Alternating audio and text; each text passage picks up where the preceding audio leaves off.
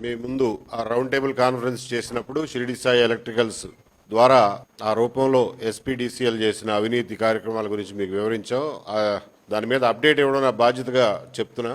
దాని మీద public interest litigation వేసాం. అది విచారణకు వచ్చింది, నోటీసులు ఇచ్చారు. జూన్ 17వ తారీఖున తర్వాత వాయిదా ఉంది.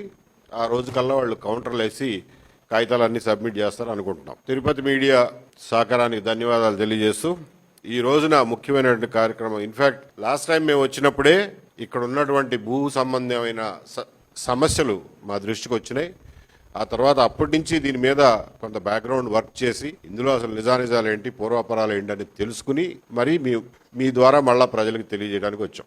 మిత్రులారా, మన అందరికీ తెలుసు, కష్టపడి సంపాదించుకోవడం, దాని ద్వారా బ్రతుకుదెరువు సమకూర్చుకోవడం, సంపాదించిన దాంట్లో తినంగా మిగిలిన రూపాయి కూడబెట్టి ఏదో ఒక ఆస్తి కూడబెట్టుకోవడం మానవ సమాజం యొక్క ప్రాథమిక లక్షణం. ఇదే నాగరికతకి, మానవ సమాజం అభివృద్ధికి ఇదే చిహ్నం. ఇది లేకపోతే అసలు మనిషి బతకలేడు. మనం ఏది కూడా సంపాదించింది మన దగ్గర మిగలదు అని అనుకుంటే సంపాదించేవాడే ఉండడు. మనం కష్టపడి సమకూర్చుకున్న ఆస్తికి రక్షణ లేదు అని అంటే ఎవరో అసలు ఆ ఆస్తులు సమకూర్చుకోవడానికి కూడా ఇష్టపడరు. అది ఒక అరాచకమైనటువంటి సమాజం అవుతుంది. ప్రజలు కష్టపడి సమకూర్చుకున్నటువంటి ఆస్తులు, ముఖ్యంగా స్థిరాస్తులు, భూములు, భవనాలు, బిల్డింగ్లు, ఇట్లాంటి వాటిని సరిగ్గా రిజిస్టర్ చేయటం, వాటిని రక్షించటం, ఎవడు పడితే వాడు కబ్జా చేయకుండా రక్షించడం అనేది ప్రభుత్వం యొక్క ప్రధానమైన విధుల్లో మొట్టమొదటిది. అసలు మనం ప్రభుత్వాన్ని పెట్టుకున్నదే దానికోసం, లేకపోతే మనకెందుకు ఈ ప్రభుత్వాలు? ఇంత ట్యాక్సులు కట్టి వాళ్ళని మేపటం ఎందుకు మనం? మరి బాబు, ఎవడు పడితే వాడు వచ్చి మా ఆస్తులు కాజేయకుండా, మా స్థిరాస్తుల మీద జొరబడకుండా కాపాడండి అని చెప్పి ఇంత పెద్ద వ్యవస్థను మనం ఏర్పరచుకున్నాం. వాళ్ళకి జీతబత్యాలు ఇస్తున్నాం. అది గమనించుకోకుండా ప్రభుత్వంలో పనిచేసే ఆఫీసర్లు మనమేదో వాళ్ళ దయతో, వాళ్ళ భిక్షంతో బతుకుతున్నాం అనే ఆలోచనలో ఈ రోజున పరిపాలన చేస్తున్నారు. అది దీని అంతటికీ ఒక మూల కారణం అనుకోండి. ఆంధ్రప్రదేశ్లో ఆస్తి హక్కులు రక్షించడానికి ముఖ్యంగా ఆ రోజుల్లో భూమే ఎక్కువ ఉండేది. ఎవరి దగ్గర పెద్ద బిల్డింగ్లు లేవు, అన్ని గుడిసెలే. బిల్డింగ్లు లేవు, పెద్ద పరిశ్రమలు కూడా లేవు ఆ రోజుల్లో. బ్రిటిష్ వాళ్ళ టైంలో బ్రిటిష్ వాళ్ళు ఆంధ్రప్రదేశ్కి చేసిన మేలు ఏంటంటే రైతువారి పట్టాలు ఇచ్చి భూమి మీద హక్కులకి రక్షణ కల్పించారు. ఒకసారి మీ పట్టా రికార్డుల్లో ఉంటే మీ జోలికి ఎవడు రాడు, మీ భూమి మీదకి ఎవడు రారు, ఎవరు వచ్చి ఆక్యుపై చేయరు అనే రక్షణ కల్పించారు. కాబట్టే మద్రాస్ ప్రావిన్స్లో ఉన్నటువంటి ఆంధ్ర ప్రాంతాలు ఆ రోజుల్లో మిగిలిన ప్రాంతాలతో పోలిస్తే, ఇన్ఫాక్ట్ తెలంగాణలో ఈ మేర భూములకు రక్షణ లేదు ఆ రోజున. వాళ్ళతో పోలిస్తే ఆంధ్ర ప్రాంతాలు స్థిరపడటానికి, అభివృద్ధి చెందడానికి ఇది ఒక ముఖ్యమైన కారణం. ఎందుకంటే ఆస్తులకు రక్షణ ఉండేది. 1906 నుంచి 1912, 1906 నుంచి 12 అంటే ఇప్పటికి 125 సంవత్సరాల కిందట బ్రిటిష్ వాళ్ళు అప్పట్లో ఊరూరు సర్వే చేసి, ఆ రోజుల్లో రోడ్లు ఉండేవి కాదు, ఏముండేవి కాదు, మీరు గుర్తుపెట్టుకోండి. ఊరూరా సర్వే చేసి ఏ ఊరిలో ఏ భూమి ఎవరి కింద ఉందో అన్ని కాగితాలు రాసి, ఆ కాగితాలని ఇట్లా ఆ రోజుల్లో ప్రింటింగ్ ప్రెస్సుల్లో ఇట్లా ప్రింట్ చేయించేవాళ్ళు. ప్రింట్ చేసి ఊళ్ళో అందరికీ కరణం దగ్గర ఉండేది, మున్సబ్ దగ్గర ఉండేది, ప్రభుత్వం దగ్గర ఉండేది. ముందు దీన్ని ఎవడూ మార్చలేడు. ఒకసారి పుల్లయ్య పేరు మీద పలానా సర్వే నెంబర్లో 3 ఎకరాలు ఉంటే జిల్లా కలెక్టరో, గవర్నరో, లేకపోతే ఇంకొకళ్ళో గెజెట్ నోటిఫికేషన్ ఇస్తే తప్ప ఆ పేరు మారదు. అంత పగడ్బందీగా ఆస్తులను రక్షించారు వాళ్ళు. కొన్ని గ్రామాల్లో ఈ సర్వే జరగని చోట దీన్ని ఆర్ఎస్ఆర్ అంటారు, రీసెటిల్మెంట్ రిజిస్టర్ అని. జరగని చోట చేత్తో రాశారు. దాన్ని ఫెయిర్ అడంగలని అంటారు. చేత్తో రాసినా, ప్రింట్ చేసినా దానికి వాల్యూ ఒకటే. అందులో పేరు ఎవరు మార్చలేరు ఒకసారి పేరు నమోదైన తర్వాత. 1923లో ఒకసారి ఇట్లాంటి సర్వే జరిగింది. 1954లో స్వాతంత్రం వచ్చిన తర్వాత మళ్ళీ ఒకసారి సమగ్రంగా 53-54లో సర్వే చేసి జీవోలు ఇచ్చి పట్టాలని స్థిరీకరించారు. అప్పుడు ఎందుకు? బ్రిటిష్ వాళ్ళు ఉన్న టైంలో జమీందారీ గ్రామాలు ఉండేవి, చాలా ఈనాం గ్రామాలు ఉండేవి. ఆ ఈనాం భూములకి, జమీందారీ భూములకి గవర్నమెంట్ దగ్గర ఈ ప్రింటింగ్ లెక్కలు ఉండేవి కాదు. అక్కడ చేత్తో రాసేవాళ్ళు. వాటికి కూడా రికార్డు ఉంది, కానీ చేత్తో రాసేవాళ్ళు. అందులో సర్వీస్ ఈనామని, అగ్రహారాలని, అట్లా రకరకాల వాళ్ళకి జమీందారులు ఇచ్చినటువంటి భూములు కూడా ఉన్నాయి. వీటన్నిటినీ తర్వాత స్వాతంత్రం వచ్చిన తర్వాత ఎస్టేట్ అబాలిషన్ యాక్ట్ తీసుకొచ్చారు. ఆ ఎస్టేట్లన్నీ అబాలిష్ చేసి దున్నేవాడిదే భూమి అని చెప్పి అప్పటికి భూమి మీద ఎవరైతే స్వాధీనంలో ఉన్నారో వాళ్ళ పేరును పట్టాలు ఇచ్చారు. ఇవన్నీ 1954లో జరిగినాయి. 54కు ముందు అసైన్మెంట్ ఇచ్చిన వాటి అన్నిటినీ 54లో రెగ్యులరైజ్ చేశారు. అసైన్మెంట్ అయినా సరే ఇది పట్టా కింద లెక్క అని చెప్పి. ఆ రకంగా 1954లో చాలా వరకు భూముల మీద శాశ్వత హక్కులు కల్పిస్తూ స్వాతంత్ర భారతదేశంలో పట్టాలు ఇచ్చారు. అంతా సజావుగానే సాగింది. ఈ లోపల ఈ అసైన్మెంట్లు గవర్నమెంట్ దగ్గర ఉన్నటువంటి బంజరు భూముల్ని పేదలకు పంచిపెట్టడం మొదలెట్టారు 50లో 60లో 70లో. వాటి మీద చాలా గొడవలు అయినాయి. తిరిగి అమ్ముకోవటం, అమ్ముకునే హక్కు లేకపోయినా అమ్ముకోవటం, వీటి మీద 2-3 రిజిస్ట్రేషన్లు అవ్వటం, ఇవన్నీ గొడవలు అయినాయి. 3-4 వేల కేసులు హైకోర్టులో వచ్చి పేరుకుపోయినాయి వీటి విషయాల్లో. 2013లో జస్టిస్ నాగార్జున రెడ్డి గారు ఈ వేల కొద్ది కేసులన్నింటినీ పరిష్కరిస్తూ కొన్ని ఆర్డర్లు వేశారు. ఏంటంటే అంతకుముందు చుక్కల భూములుగా ఉన్నటిని 12 సంవత్సరాలు కనుక అనుభవంలో ఉంటే వాటిని రెగ్యులరైజ్ చేసేయండి, పట్టాలు ఇచ్చేయండి అని హైకోర్టు ఆర్డర్ అది. అసలు ఈ చుక్కల భూమి అంటే ఏంటంటే బ్రిటిష్ వాళ్ళు ఊళ్ళోకి వచ్చి ఈ భూమి ఎవరిదిరా అని అడిగితే కొన్ని భూములకి ఎవరు నాది అని ముందుకు రాలా. ఎందుకు రాలేదు ఆ రోజుల్లో అంటే కారణం ఉంది. ఆ భూమి మీద ఎవరు లేక కాదు, ఇది నాది అని పేరు రాయించుకుంటే శిస్తు కట్టాలి. ఆ రోజుల్లో భూములు ఏం పండి సచ్చేవి కాదు. పండకుండా నా పేరు రాయించుకుని శిస్తు నేను ఎక్కడ కట్టను, అసలే ఏమి తినడానికి కూడా గింజలు పండతలేదని చెప్పి ముఖ్యంగా పల్నాడు ఏరియా, డ్రై ఏరియాలు, అప్లాండ్స్లో ఎవడో ముందుకు రాలా పేరు రాయించుకోవడానికి. ఆ పేరు ఎవరిది రాయని కాడ చుక్క పెట్టారు, దాన్ని చుక్కల భూమి అన్నారు. ఆ సర్వే వాళ్ళు వచ్చి వెళ్ళిపోయిన తర్వాత మళ్ళీ ఈ రైతు పండించుకుంటానే ఉన్నాడు కాబట్టి పేరు లేదు అతని రికార్డు మీద. అసలు కాలక్రమేణా కాలువలు వచ్చినాయో, బోర్లు వచ్చినాయో, కరెంట్ వచ్చిందో ఏదో ఒక రకంగా, లేకపోతే తర్వాత పంటలు మారినాయి, మామిడి మొక్కలు వేసుకున్నారో, హార్టికల్చర్ వేసుకున్నారో, పండించుకుంటున్నారు. అటువంటి చుక్కల భూముల్లో 12 సంవత్సరాలు స్వాధీనంలో ఉన్న రైతులకి పట్టాలు ఇవ్వండి అని చెప్పి నాగార్జున రెడ్డి గారి జడ్జిమెంట్లో చెప్పాడు. కొన్నిటికి ఇచ్చారు, కొన్నిటికి ఇవ్వలేదు. అది ఇంకా కొనసాగుతూనే ఉంది ఈ చుక్కల భూములు రెగ్యులరైజ్ చేసే పని. ఈ గవర్నమెంట్ కూడా మేము చేస్తామంటున్నారు, కొన్ని చేస్తున్నారు. ఇదే జడ్జిమెంట్లో ఇంకొక ముఖ్యమైన విషయం ఏం చెప్పారంటే నాగార్జున రెడ్డి గారు, అప్పట్లో ఈనాములు, సర్వీస్ ఈనాములు ఇచ్చినటువంటి భూముల్ని దేవాదాయ శాఖ వాళ్ళు మీ దగ్గర పెట్టుకోండి అని ఇచ్చారు. అంటే అంత పెద్ద 5,000 కేసుల్లో అదొక పార్టు ఆ జడ్జిమెంట్. ఈనాములు, సర్వీస్ ఈనాములు మీ రిజిస్టర్లో రాసుకోండి అని చెప్పి దేవాదాయ శాఖ చెప్తే వాళ్ళు కొత్తగా ఒక 38 రిజిస్టర్ అని పెట్టి దాంట్లో ఈ మొత్తం ఎక్కిచ్చేశారు. ఎక్కిచ్చేసి వాటన్నిటినీ 22C1 అని చెప్పి ఆ సెక్షన్ కింద రిజిస్టర్ ఆఫీస్లో వీటికి రిజిస్ట్రేషన్ చేయమాకండి అని చెప్పి లిస్ట్ ఇచ్చేశారు. కానీ ఈ ఈనాం భూములు, సర్వీస్ ఈనాం భూములు 1954 నుంచి ఎన్నోసార్లు అమ్మకాలు, కొనుగోళ్లు చాలా జరిగినాయి 2013 దాకా. ఇది పక్కా భూమి, పట్టా ఉంది, ఇన్ని క్రయ విక్రయాలు జరిగినాయి అని చెప్పి కొనుక్కునేవాడు కొనుక్కుంటాడు. ఆ ఆఖరిని కొనుక్కున్నాడు దొరికిపోయాడు. ఇక దీన్ని అమ్మడానికి వీల్లేదు అని చెప్పి అట్లా బందిఖానాలో బిగిచ్చేశారు. అది ఒక మేజర్గా కొన్ని లక్షలాది ఎకరాలు అందులో ఇరుక్కుపోయినాయి. ఇంకొకసారి మనకి ఇరుక్కుపోయింది ఎప్పుడంటే 2017-18లో మీ భూమి పోర్టల్ తయారు చేయడం కోసం ఆంధ్రప్రదేశ్ గవర్నమెంటు ఈ డిజిటీకరణ మొదలెట్టింది. ఇప్పుడు మొన్నటిదాకా ఇప్పుడు స్టేట్ ఎలక్షన్ కమిషనర్ ఆయన అనిల్ అంతకుముందు చీఫ్ సెక్రటరీ చేశారు. ఆయన అప్పుడు CCLA ఆయన ఉండగా డిజిటీకరణ జరిగింది. వెబ్ల్యాండ్ అని అంటారు, డిజిటీకరణ అంటారు, కంప్యూటరైజేషన్ అంటారు. ఆ డిజిటైజేషన్ జరిగేటప్పుడు ఇప్పుడు ఉన్నటువంటి రెవెన్యూ రికార్డులు కంప్యూటర్లోకి ఎక్కించాలి. కానీ ఏ రికార్డు ఎక్కించాలి? 1906 రికార్డు ఎక్కించాలా, 1954 రికార్డు ఎక్కించాలా, 2014 రికార్డు ఎక్కించాలా, 2015 రికార్డు ఎక్కించాలా? ఈ గందరగోళంలో ఇంకొక విషయం ఏం జరిగిందంటే అప్పట్లో రిజిస్ట్రేషన్ వేరు, రెవెన్యూ రికార్డు వేరు. రిజిస్టర్ ఆఫీసులో రిజిస్టర్ అయిపోద్ది కానీ రెవెన్యూ రికార్డులు మారవు. 4 సార్లు చేతులు మారతాయి రిజిస్టర్ ఆఫీసులో, రెవెన్యూ రికార్డు మాత్రం మార్చుకోరు. అవసరం వాళ్ళకి తెలీదు, ఎట్ట మార్చుకోవాలో తెలీదు, మార్చుకోవడం కూడా అంత ఈజీ ఏం కాదు, కష్టం. సో దాంతో ఏంటంటే ఆ పాత రికార్డు, రెవెన్యూ రికార్డు ఏదైతే ఉందో అది తీసుకొచ్చి కంప్యూటర్లో పెట్టేశారు. పాత రెవెన్యూ రికార్డులోనేమో అది అసైన్ ల్యాండ్ అనో, లేకపోతే మిలిటరీ వాళ్ళకి, రిటైర్డ్ మిలిటరీ వాళ్ళకి ఇచ్చిన ల్యాండ్ అనో, ఎక్స్ సర్వీస్ మెన్ ల్యాండ్ అనో, లేకపోతే ఫ్రీడమ్ ఫైటర్స్ ల్యాండ్ అనో, లేకపోతే అప్పట్లో ఈనాం ల్యాండ్ అనో, ఎస్టేట్ ల్యాండ్ అనో ఉంటే దాన్ని ఆ పట్టిని తీసుకొచ్చి అయితే ఇది గవర్నమెంట్ అని చెప్పి దాన్ని కూడా 22Aలో పడేశారు. ఈ పడేసిన సంగతి ఎవరికి తెలీదు. రిజిస్ట్రేషన్ డాక్యుమెంట్ ఉంది, మనం అనుభవిస్తున్నాం.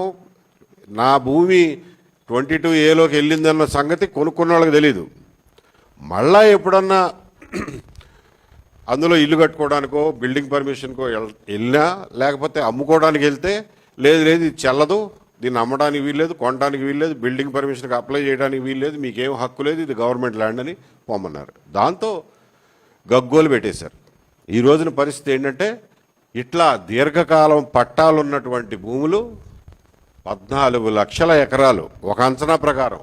యాక్చువల్గా నిన్న కలెక్టర్ గారిని కలిసినప్పుడు అడిగాం, ఏమండి మీ జిల్లాలో కరెక్ట్గా పట్టా భూముల్ని ఎన్నిటిని 22A పెట్టారో మీకు ఏమైనా అంచనా ఉందా అంటే కరెక్ట్గా చెప్పలేనండి అన్నారు. ఎవరికి తెలీదు. ఒక అంచనా ఏంటంటే 14 లక్షల ఎకరాలని, అంటే సుమారుగా 6-7 లక్షల రైతులు కానివ్వండి, భూమి ఎవరైతే స్వాధీనంలో ఉందో ఆస్తి హక్కుదారులు అనుకోండి, 6-7 లక్షల మంది ఈ రోజున అగమ్య గోచరంగా కూర్చుని ఉన్నారు. ఏం చేయాలి? పద్ధతి ప్రకారం అయితే ఆయన చెప్పినట్టు నువ్వు అరే బాబు 22A పెట్టే ముందు నువ్వు నోటీస్ ఇవ్వాలి, అటు చెప్పింది వినాలి, నీకు నచ్చకపోతే వాడికి అప్పీల్ చేసుకునే టైం ఇవ్వాలి, తర్వాత గెజెట్లో నోటిఫికేషన్ చేయాలి, అప్పుడు నువ్వు 22A పెట్టుకోవాలి. అదేమీ లేకుండా డైరెక్ట్గా తీసుకొచ్చి ఎవరికి తెలియకుండా, ఎవరిని అడగకుండా, ఎవరికి చెప్పకుండా అనుభవించే పట్టా ల్యాండ్ని తీసుకెళ్ళి 22A పెట్టేశారు. మీరు పెట్టడం మీకు ఈజీయే, దాన్ని బయటికి తీయాలంటే దేవుడు కనిపిస్తున్నాడు ఈ రోజున. గ్రామంలో విఆర్ఓ దగ్గర నుంచి, ఎంఆర్ఓ దగ్గర నుంచి, ఆర్ఐ దగ్గర నుంచి, ఆర్డీఓ దగ్గర నుంచి, కలెక్టర్ దగ్గర నుంచి, సీసీఎల్ఏ దాకా. నిన్న ఒక కేసులో ఎగ్జాంపుల్గా చెప్తాను, నేను స్పెసిఫిక్ కేసుల్లోకి పోదలుచుకోవట్లేదు, ఎందుకంటే ఇది రాష్ట్ర వ్యాప్తంగా ఉన్న సమస్య కాబట్టి బ్రాడ్గా చెప్తున్నా. ఒక కేసులో గవర్నమెంట్ ఇచ్చిన పట్టానే రెగ్యులరైజ్ చేయండి అని అంటే లేదు ఇది ఫేక్ డాక్యుమెంట్స్ అని ఎంఆర్ఓ రాసిస్తాడు. ఆయన రాసిన దాన్ని యథాతథంగా కలెక్టర్ గారు కూడా ఇది ఫేక్ డాక్యుమెంట్ అంట, రిజెక్ట్ చేస్తున్నాం మీ పిటిషన్ అని ఇచ్చాడు. ఇంత అన్యాయంగా ఇచ్చారేంటండి అంటే అవునండి మేము మరి ఇచ్చేసాం కదా మంచో చెడో, ఇప్పుడు ఆయన సీసీఎల్ఏ దగ్గరికి పోమ్మనండి, నేను ఇచ్చిన ఆర్డర్ నేను మార్చలేదు కదా అంటాడు. తిరుపతిలో ఉన్న రైతు 75 ఏళ్ళోళ్ళు 80 ఏళ్ళోళ్ళు ముసలోళ్ళు కాగితాలు పట్టుకుని అమరావతికి పోయి సీసీఎల్ఏ ఆఫీసులో ఎవడైనా పలకరిస్తాడండి, వాళ్ళని ఎవడైనా పట్టించుకుంటాడండి, అసలు ఎంట్రీ ఇస్తారా, ఆ సెక్రటేరియట్లోకి రానిస్తారా ఎవరన్నా? ఇది పరిస్థితి. అంటే చిన్న చిన్న మనుషుల్ని ఎంత యాతన పెడుతున్నారో మీరు అర్థం చేసుకోండి. వెంకటేశ్వర స్వామి కొండ మీద నుంచి దిగొచ్చి ఎంఆర్ఓ గారు ఇది సరైన కేసు, ఇది చేయండి అని చెప్పినా కానీ చేసే పరిస్థితి లేదు. ఇది వాస్తవం. గవర్నమెంట్ ఆఫ్ ఆంధ్రప్రదేశ్ జనవరిలో ఏ మాట కామాట 2-3 ఆర్డర్లు ఇచ్చింది, ఇదిగో పలానా కాగితాలు ఉంటే మీరు చేసేయండి అయ్యా అని చెప్పి. ఒక్కళ్ళు కూడా దాన్ని పాటించలేదు, పాటించడానికి సిద్ధంగా లేరు. నువ్వు చెప్తే మేము చేస్తాం ఏంటి, తేరగా చేసి పెడతాం అనుకుంటున్నారా ఏంటి అన్న మూడ్లో ఉన్నారు. మామూలుగా అయితే ఏంటి, ప్రభుత్వ అధికారులతో ఏదైనా కష్టం వస్తే పోయి ఎమ్మెల్యేతో చెప్పుకుంటాం, ఏమన్నా చూడండి ఈ గవర్నమెంట్ ఆర్డర్ ఉన్నా కానీ ఎంఆర్ఓ గారు చేయట్లేదు అని చెప్పి. అక్కడికి పోతే పరిస్థితి ఏంటంటే అవన్నీ అవ్వలే కానీ రూపాయికి పావలా ఇస్తాను నాకే అమ్మేసాయి, లేకపోతే బేడా ఇస్తాను నాకే అమ్మేసాయి అనే పరిస్థితి ఉంది. వాళ్ళ గతంలో కబ్జా చేసిన వాళ్ళు, ఇప్పుడు అధికారంలో ఉన్నోళ్ళు అందరూ కలిసి పంచుకునే పరిస్థితికి వచ్చారు. ఇది క్షేత్రస్థాయి వాస్తవం. మీరు ఇచ్చిన గవర్నమెంట్ ఆర్డర్లు అన్నీ ఉన్నాయి. ఆ గవర్నమెంట్ సింపుల్గా ఆ గవర్నమెంట్ ఆర్డర్ తీసుకుని బాబు చేయండి అని వెళ్తే నువ్వు తెచ్చిన పట్టా అసలు ఫేకు, పో అవతలకి, ఇంకా దాని మీద అప్పీల్ లేదు, దీని మీద అప్పీల్ చేసుకుంటావా వెళ్ళి కోర్టుకి వెళ్ళి అప్పీల్ చేసుకో అంటే నేను ఇక్కడి నుంచి పోయి అమరావతిలో హైకోర్టులో ఒక లాయర్ని పెట్టుకుని లక్షల రూపాయల డబ్బులు తగలబెట్టి సంవత్సరాల తరబడి వెయిట్ చేసి ఈ లోపల నేను చచ్చిపోతా ఆ పరిస్థితిలో ఉంది. కాబట్టి మిత్రులారా, మేము గవర్నమెంట్కి సవినయంగా మనవి చేసేది ఏంటంటే, మీరు ఏ భూములనైతే నోటీస్ ఇవ్వకుండా మేము చెప్పేది వినకుండా తీసుకెళ్లి 22A పెట్టారో వాటన్నిటినీ తిరిగి 22A నుంచి బయటపడేయండి. ఒకే ఒక ఆర్డర్ అమరావతి నుంచి ఇవ్వండి. 2013లో కాడి నుంచి ఇప్పటి వరకు నోటీస్ ఇవ్వకుండా 22A పెట్టిన ప్రతి భూమిని 22A నుంచి బయటికి తీసేస్తున్నామని చెప్పి ఒక్క ఆర్డర్ ఇవ్వండి చాలు. మీరు అడగొచ్చు అయితే ప్రభుత్వ భూములు దొబ్బేద్దాం అనుకుంటున్నారా అని. అదేం కాదు, 22A నుంచి బయటపడేయండి. మీ ఎంఆర్ఓలకు చెప్పండి, 3 నెలల్లోనో 6 నెలల్లోనో వాళ్ళకి టైం పెట్టండి.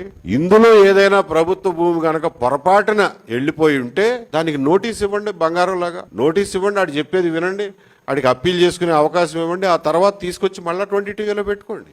భూమి ఎక్కడికి పారిపోదుగా, ఎవడు ఎత్తుకుపోలేడుగా. ఈ లోపల క్రయ విక్రయాలు జరిగినా కానీ కొనుక్కున్నోడిది భారం, మీకెందుకు బాధ? మీకేంటి బాధ?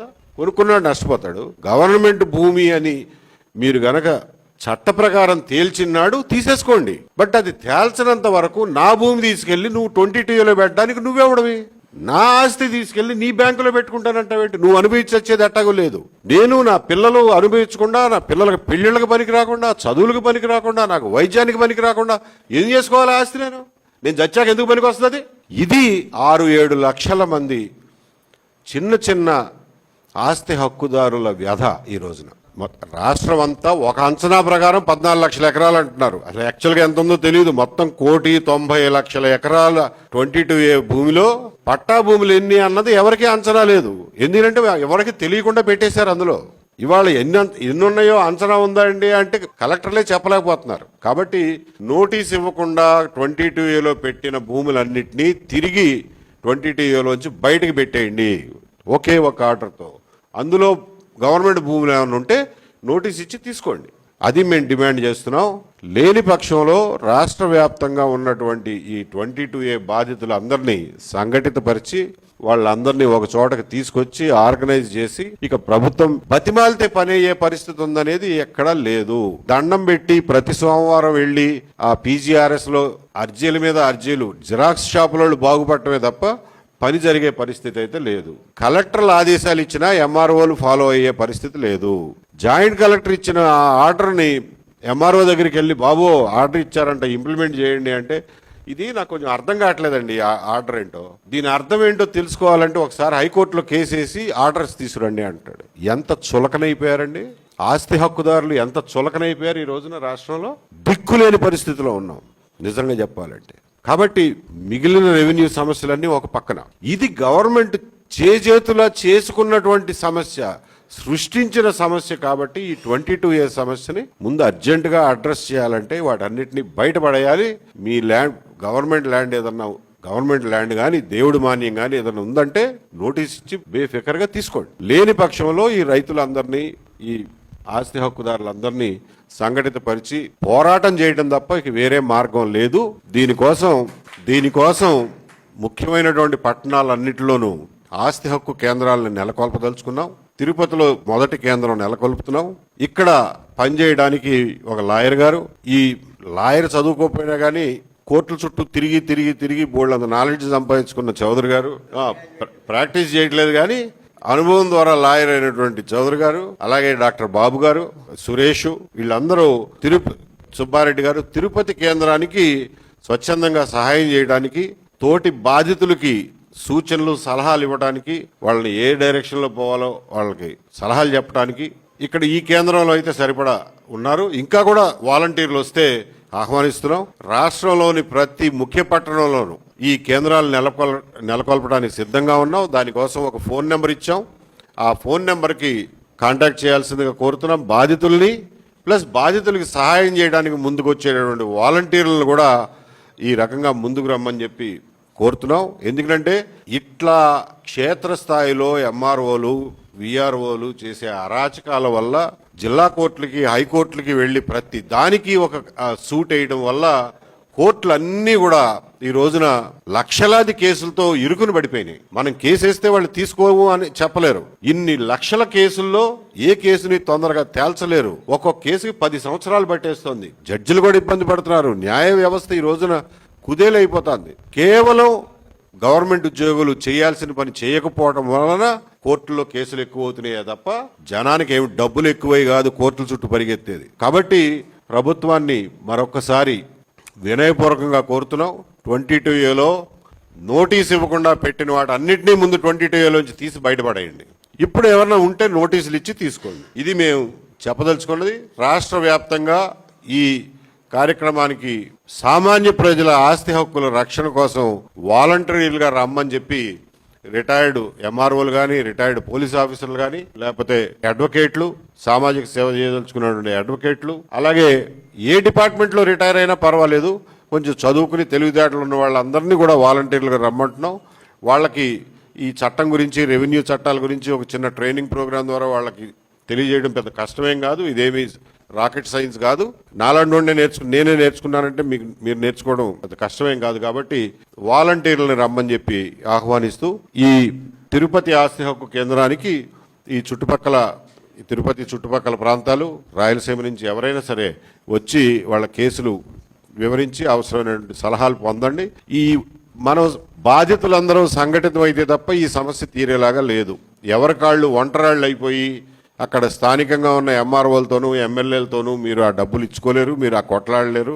ఎంఆర్ఓకి ఇస్తే అక్కడతో ఆగదు, పైకి వెళ్ళిన కొద్దీ మళ్ళీ ఇంకా రేట్లు పెరుగుతూనే ఉంటాయి. కాబట్టి ప్రజలు అందరూ గమనించాలని కోరుతున్నాను. ప్రభుత్వానికి ప్రత్యేకంగా విజ్ఞప్తి చేస్తాను. వెంటనే చేయమంటున్నాం 22A బయటపడేయడానికి. లేకపోతే మేము బాధితులందరినీ సమీకరించి పోరాటానికి సిద్ధం చేస్తాం. డెడ్ లైన్ మేమెవరం డెడ్ లైన్ పెట్టడానికి గవర్నమెంట్కి. ప్రభుత్వం చేయదలుచుకుంటే 5 నిమిషాల పని, వాళ్ళకి డెడ్ లైన్ ఏమి ఇవ్వక్కర్లా. ప్రభుత్వం చేయదు అనుకుని మేము సంఘటితపరచడం మొదలెడతాం. ఎప్పుడు గవర్నమెంట్ చేస్తే అప్పుడు మానేస్తాం. వాట్సాప్కి ఈ నెంబర్కి ఇక్కడ రాశాం కానీ 79952598998 ఈ నెంబర్కి వాట్సాప్కి కాల్ చేయొచ్చు. ఒక రోజు టైం ఇవ్వండి, మేము మనిషిని పురమాయించాలి ఈ నెంబర్ అటెండ్ అవ్వడానికి. మెసేజ్లు అయితే ఇప్పటి నుంచి అయినా పెట్టేయచ్చు. మళ్ళీ ఒక్కసారి నెంబర్ చెప్తాను, 79952598998. ప్రశ్న అడగండి అక్కడ కూర్చుని. కబ్జా ఎక్కడ సమస్య అండి చూడండి. తీసుకున్నారా మీరు 22Aలోకి? 1900 ఎప్పుడో ఉంది, కనీసం 40-50 ఏళ్ళు అయింది.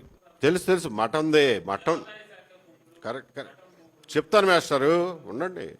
మఠం భూములు హాతీరామ్జీ పేరు నుంచి కొనుక్కుని లేఅవుట్లు వేసుకుని ఇళ్ళు కట్టుకుని దాదాపు 40-50 ఏళ్ళ నుంచి ఉంటున్నారు జనం. అవి దేవాదాయ శాఖకు చెందినవి అని చెప్పి టీటీడీ క్లెయిము, దేవాదాయ శాఖ క్లెయిము, నో డౌట్. ఆ భూముల్ని ఇప్పుడు 22Aలో పెట్టి అందులో ఏమైనా ఖాళీ ఇంకా అమ్ముడు పోని ప్లాట్లు ఏమైనా ఉంటే, లేకపోతే ఇల్లు కట్టుకొని ప్లాట్లు ఏమైనా ఉంటే వాళ్ళు ఇల్లు కట్టుకోవడానికి పోతే లేదు ఇది 22Aలో ఉంది కాబట్టి మేము పర్మిషన్ ఇవ్వము అంటున్నారు. ఆల్రెడీ ఇల్లు కట్టుకున్నాండి, మనం ఏం ఖాళీ చేయించట్లా. అందులో కూడా ఏం జరుగుతుంది, ఇల్లు కట్టుకోవాలి అని అంటే అఫీషియల్గా పర్మిషన్ ఇవ్వరు కానీ స్థానికంగా ఎమ్మెల్యేకో ఎంఆర్ఓకో లేకపోతే టౌన్ ప్లానింగ్ వాళ్ళకో డబ్బులు ఇస్తే ఇల్లు కట్టుకొని ఇస్తున్నారు. జరుగుతున్నది ఇది. Let us face facts. Hathiramji మఠం భూములు నిజంగానే గవర్నమెంట్వి లేకపోతే టీటీడీవి అని అనుకుంటే దానికి 22Aలో పెట్టాల్సిన అవసరం ఏమి లేదు. హాతీరామ్జీ మఠం భూముల గురించి అని చెప్పి 22A ఆపాల్సిన పని లేదు. మీరు నోటీసులు ఇచ్చి తీసుకోలా, మళ్ళీ వెనక్కి ఇవ్వండి. నోటీసులు ఇచ్చి తీసుకోండి, వాళ్ళు ఎవరు వద్దన్నారు? గవర్నమెంట్ నోటీస్ ఇవ్వకుండా ఎవడన్నా ఆపగలవా? నిజంగా చట్టబద్ధంగా గవర్నమెంట్ తీసుకోదలిస్తే ఎవరైనా ఆపగలవా? బుల్డోజర్ తీసుకొచ్చి పోలీసులను నుంచోబెట్టి తీసుకుంటారు. తీసుకోండి, చట్టబద్ధంగా తీసుకోండి. దానికోసం అని చెప్పి 6 లక్షల మంది హక్కుదారులను మనం ఇబ్బంది పెట్టకూడదుగా. అంటే ప్రజలకి ఆస్తి హక్కు కలిగిన వాళ్ళకి అసలు కోర్టుకు వెళ్ళే అవకాశం లేకుండా లాగేసుకుందాం అనుకుంటున్నారా? గవర్నమెంట్ బలవంతాన తీసుకుని ఒక నిషిద్ధ జాబితాలో పడేసి నువ్వు కోర్టుకు కూడా వెళ్ళడానికి వీల్లేదు, నోరు తెరవడానికి వీల్లేదు అంటే అది ప్రజాస్వామ్యమా? అది చట్టబద్ధ పరిపాలన? వాడు నిజంగా కోర్టుకు వెళ్తే వెళ్తాడు. లాయర్లను పెట్టుకోవడానికి గవర్నమెంట్కి ఎక్కువ శక్తి ఉందా, ప్రజలకు ఎక్కువ శక్తి ఉందా? చెప్పండి. ఒకరోజు కాదు, ఇప్పుడు కాదు, 10 ఏళ్లకి తీర్పు వస్తుంది. గవర్నమెంట్ తరఫున తీర్పు వస్తే ఖచ్చితంగా తీసుకుంటారు. ఎవడాపగలడు దాన్ని? ప్రజలకి కోర్టుకు వెళ్ళే అవకాశం ఇవ్వకుండా మేము లాగేసుకుంటాం అనేది చట్టబద్ధ పరిపాలన కాజాలదు. నోటీస్ ఇవ్వకుండా తీసుకున్నాడన్నిటినీ తిరిగి రీస్టోర్ చేయండి. మీరు తీసుకోదలిస్తే నోటీసులు ఇచ్చి చట్టబద్ధంగా తీసుకోండి, ప్రొసీజర్ ప్రకారం తీసుకోండి అంటున్నాం. ఇంతకు మించిన లీగల్ సొల్యూషన్ దీనికి ఏముండదు. ఇది కాకుండా ఏది చేసినా ఇల్లీగలే. ఇప్పుడు గవర్నమెంట్ చేసింది ఆల్రెడీ ఇల్లీగల్. ప్రొసీజర్ ఫాలో కాకుండా 22Aలో పెట్టడం అనేది ఇల్లీగల్. కాబట్టి గవర్నమెంట్ కాబట్టి చెల్లిపోతుంది అది. ఇంకేమైనా క్వశ్చన్స్ ఉన్నాయా మిత్రులారా?